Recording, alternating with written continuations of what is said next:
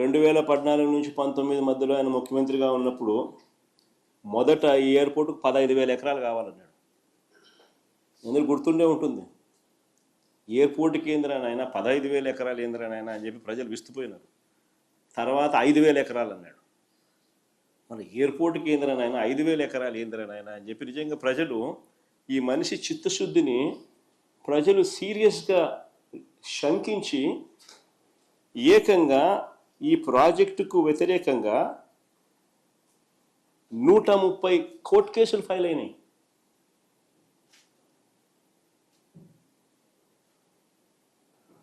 అధికారంలోకి వచ్చిన తర్వాత ప్రాజెక్టు సైజును 2,200 ఎకరాలు ఎయిర్పోర్టుకు, ఇంకొక 500 ఎకరాలు ఏరో సిటీకి, మొత్తం 2,703 ఎకరాలకు కుదించి what is reasonable, what is the size.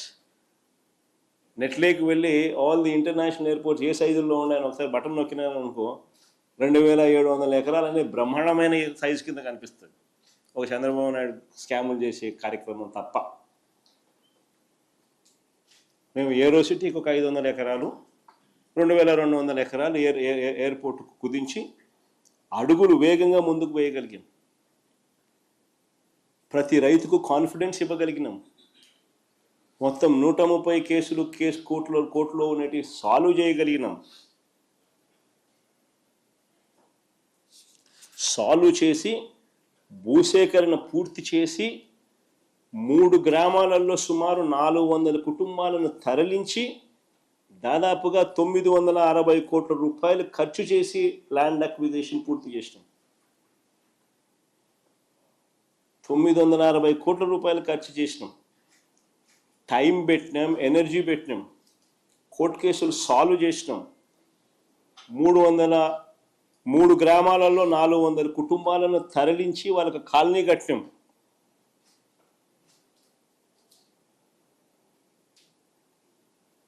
Land acquisition మా హయాంలో జరిగింది. ఇది చేయడమే కాదు, ఈ పనులు చేపట్టడానికి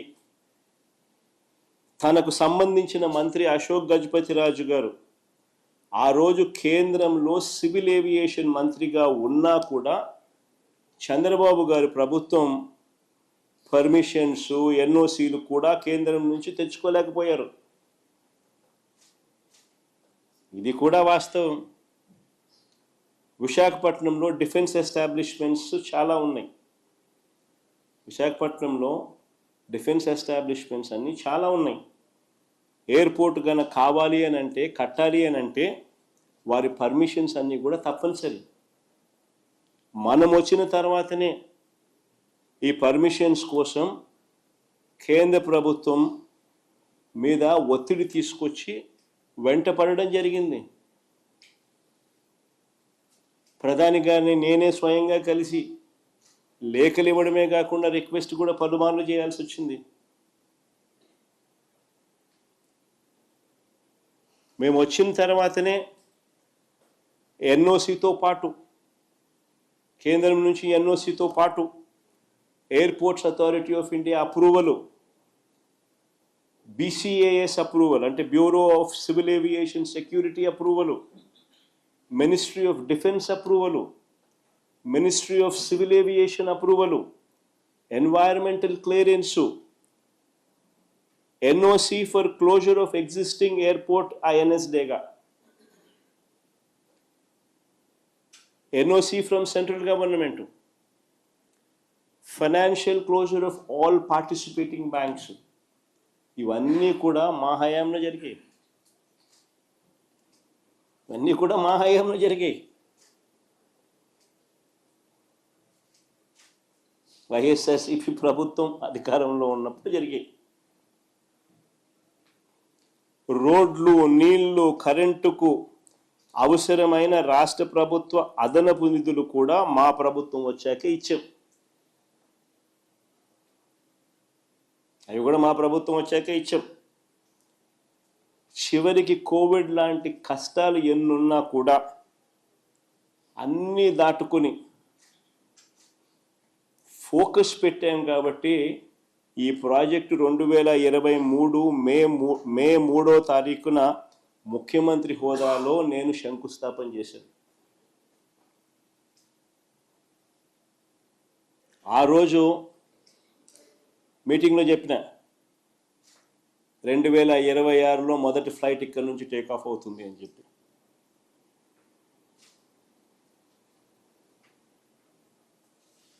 అంతేకాదు ఎయిర్పోర్ట్ ఒక వైపున కడతా ఉన్నప్పుడు ఎయిర్పోర్ట్ కనెక్టివిటీ రోడ్డు కూడా ఈక్వల్లీ ఇంపార్టెంట్.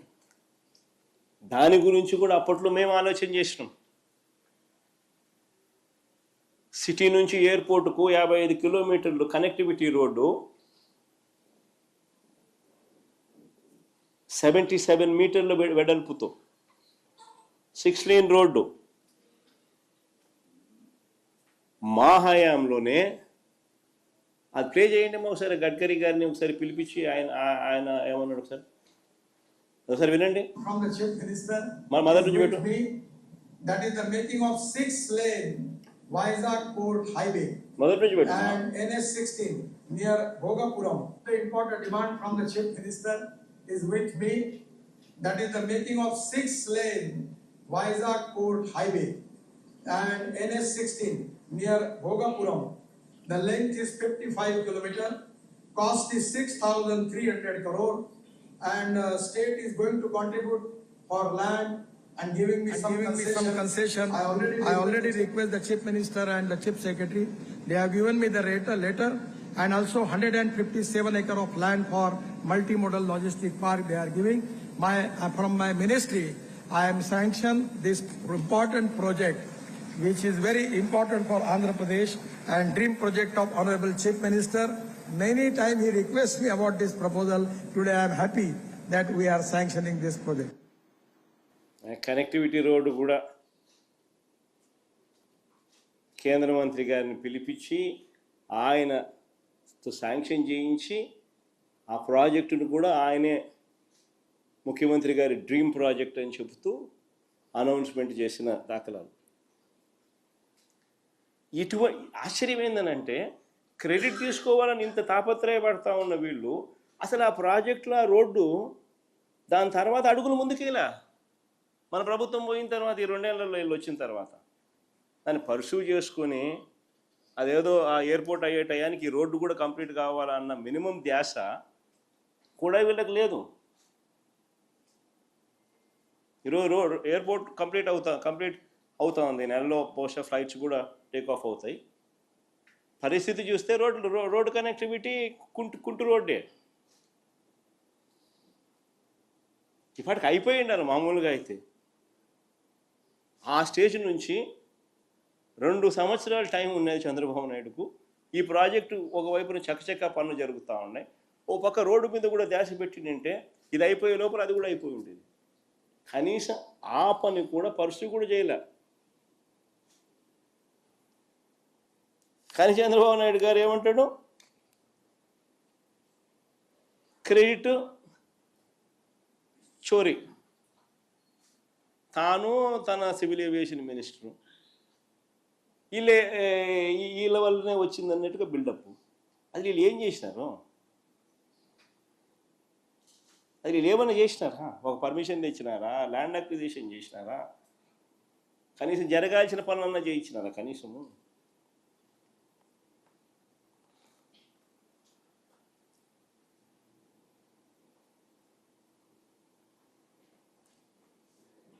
చంద్రబాబు నాయుడు గారి మనస్తత్వం ఎలా ఉంటుందనంటే క్రెడిట్ వితౌట్ కాంట్రిబ్యూషన్. అది చంద్రబాబు నాయుడు గారి మనస్తత్వం. ఎవడో చేస్తే క్రెడిట్ మాత్రం తాను తీసుకునే దానికి ఏమాత్రం సంకోచం లేకుండా, కళ్ళార్పకుండా అబద్ధాలు అడగలుగుతాడు. సంకోచం లేకుండా క్రెడిట్ తన ఖాతాలోకి వేసుకుని ప్రతి ప్రయత్నము చేస్తాడు. ఇంక 3వ సబ్జెక్టులోకి పోదాం. పరిశ్రమలకు సంబంధించి కొన్ని వాస్తవాలు చెప్తా. ఇది కూడా బాగా ఇంట్రెస్టింగ్ సబ్జెక్ట్. ఒకవైపు ఇలా క్రెడిట్ చోరీ, ఒకవైపు చంద్రబాబు నాయుడు గారు ఏ రకంగా చేస్తాడు అన్నది మనకు ఇప్పటికే అర్థమవుతుంది. అదాని డేటా సెంటర్ డేటా సెంటర్లో గూగుల్కి సంబంధించిన విషయం అయితేనేమి, ఈ ఎయిర్పోర్ట్ అయ్యే విషయం అయితేనేమి, ఇంకా అనేక విషయాలు ఇంకా చెప్పుకుంటూ పోతుంటే అనేక విషయాలలో ఆయన ఏ రకంగా క్రెడిట్ చోరీ చేస్తారన్నది మనకు తెలిసిన విషయం. ఇక క్రెడిట్ చోరీ అనేది ఇంకొక వైపు అడుగు ముందుకు వేస్తే, మా హయాంలో పారిశ్రామికవేత్తలకు చంద్రబాబు నాయుడు అంటా ఉన్న మాటలు, మా హయాంలో పరిశ్రమలు పారిశ్రామికవేత్తలు వెళ్ళిపోయారన్నట్టుగా చంద్రబాబు గారు నిరంతరం బురద జల్లుతూ ఒక ప్రచారం చేస్తూ ఉంటాడు. ఆయనకు సంబంధించిన ఆయన ఎల్లో మీడియా, ఈనాడు, ఒక ఆంధ్రజ్యోతి, ఒక టీవీ5,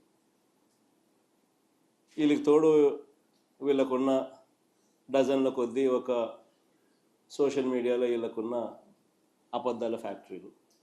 ఇదే పని మా హయాంలో అట పరిశ్రమలు పారిశ్రామికవేత్తలు వెళ్ళిపోయాయన్నట్టుగా, వెళ్ళిపోతున్నారన్నట్టుగా ఒక బిల్డప్ నిరంతరం బురద జల్లే కార్యక్రమం. నిజంగా ఈయన తప్పుడు ప్రచారాలను బద్దలు చేస్తూ ఆర్బీఐ ఈ మధ్యకాలంలోనే డిసెంబర్ 11, 2025 ఒక నివేదిక రిలీజ్ చేసింది.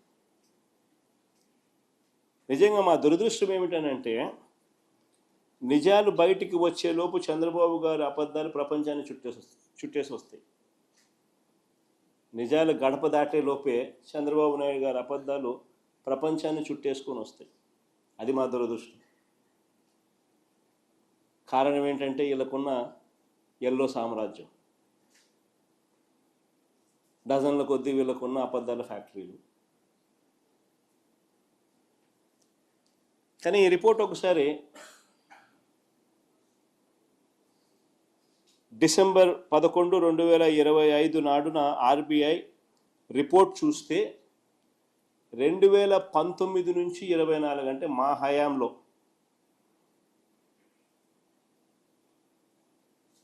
మ్యానుఫ్యాక్చరింగ్ సెక్టర్లో జీబీఏని ఒకసారి గమనిస్తే, జీబీఏ అంటే గ్రాస్ వాల్యూ యాడెడ్, అంటే స్థూల ఉత్పత్తులు, రాష్ట్రంలో ఉత్పత్తి అయిన వాల్యూ, స్థూల ఉత్పత్తుల వాల్యూ. జీబీఏ తయారీ రంగంలో అంటే మ్యానుఫ్యాక్చరింగ్ సెక్టర్ గ్రోత్లో దేశంలోనే 5వ స్థానం ఆంధ్రప్రదేశ్. అంతేకాదు సౌత్ ఇండియాలోనే నెంబర్ 1 స్థానం ఆంధ్రప్రదేశ్ మ్యానుఫ్యాక్చరింగ్ గ్రోత్లో. చూడండి ఒకసారి, ఆంధ్ర రాష్ట్రం 11.12% గ్రోత్ రేట్తో దేశంలో 5వ స్థానంలోనూ, సౌత్ ఇండియాలో మొదటి స్థానంలోనూ ఉంటే, దేశం మ్యానుఫ్యాక్చరింగ్ జీవీఏ యావరేజ్ దేశం మొత్తం మీద సగటు యావరేజ్ 6.87 మాత్రమే ఉంటే, ఆంధ్ర రాష్ట్రంలో 11.12% నమోదు చేయడమే కాకుండా మ్యానుఫ్యాక్చరింగ్ జీబీఏలో దేశంలోనే 5వ స్థానం, సౌత్ ఇండియాలో మొదటి స్థానం గ్రోత్, మ్యానుఫ్యాక్చరింగ్ సెక్టర్ గ్రోత్ ఈ జీబీఏ. ఇంకొకటి కూడా చూడండి, అంతేకాదు 5 ఏళ్లలో పారిశ్రామిక రంగం వృద్ధి రేటు, అంటే ఇక్కడ కూడా ఇండస్ట్రీ జీవీఏ చూద్దాం. ఇండస్ట్రీ సెక్టర్ గ్రోత్, పారిశ్రామిక రంగం వృద్ధి rate, industry GVA, industrial sector growth రేట్లో కూడా దేశంలో ఏపీ 5వ స్థానం, సౌత్ ఇండియాలో ఏపీ ఫస్ట్ స్థానం, నెంబర్ 1 స్థానం. దేశం సగటు 8.96 అయితే ఆంధ్ర రాష్ట్రం సగటు 11.14% industry GBA growth in industry GBA. South ఇండియాలోనే హైయెస్ట్, దేశంలో 5వ స్థానం. ఇది వాస్తవం. కానీ చంద్రబాబు నాయుడు గారు ఏమంటారు, ప్రతిరోజు ఆయనకు ఒక పైశాచిక ఆనందం. మాపై టన్నుల కొద్దీ బురద వేస్తూనే ఉంటాడు. అసలు వాస్తవం ఏమిటంటే, చంద్రబాబు నాయుడు గారి హయాంలో పారిశ్రామికవేత్తలు బెదిరిపోతా ఉన్న సంగతి వాస్తవం. చంద్రబాబు నాయుడు గారి హయాంలోనే పారిశ్రామికవేత్తలు బెదిరి పారిపోతా ఉన్నారన్నది ఎంత వాస్తవము అని అంటే సజ్జన్ జిందాల్ పేర్లు చెప్తా రాసుకోండి. ఎవడెవడు బెదిరి పారిపోతా ఉన్నారు చంద్రబాబు నాయుడు గారి హయాంలో ఈయన దెబ్బకు. Sajjan Jindal, Aurobindo, My Home cements, Shri cements, Ramco cements, Dalmia cements, Bharat